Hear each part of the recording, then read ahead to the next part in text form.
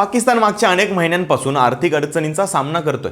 IMFकडे कर्जासाठी पाकिस्तानने अक्षरशः गुडघे टेकल्याचं दिसतंय, कारण IMFच्या दबावाखाली पाकिस्तान आता त्यांची राष्ट्रीय विमान कंपनी पाकिस्तान इंटरनॅशनल एअरलाइन्स ही कंपनी विकतोय। पाकिस्तानचे पंतप्रधान शहबाज शरीफ यांनी बोली लावणाऱ्या कंपनीशी भेटीही घेतल्यात। बोली लावण्याची प्रोसेसही लवकरच सुरू होईल आणि ही बोली थेट देशभरात लाईव्ह दाखवली जाणार आहे। अनेक वर्षांच्या आर्थिक गैरव्यवस्थापनामुळे 2023 मध्ये पाकिस्तान कर्ज बुडवण्याच्या मार्गावर होता। आजच्या घडीला पाकिस्तान हा 5वा सर्वात मोठा कर्जदार देश आहे।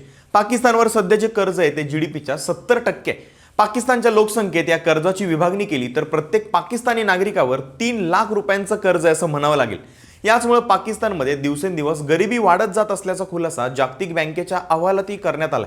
दहशतवादाला खतपाणी घालण्याऐवजी त्यांच्यावरती पैसे खर्च करण्याऐवजी जर अर्थव्यवस्थेवर लक्ष दिलं तर कुठेतरी पाकिस्तान हे कर्ज भविष्यात फेडू शकेल। तुम्हाला काय वाटतं याबद्दल कमेंट करून नक्की सांगा आणि लगाव बत्तीला फॉलो करायला विसरू नका।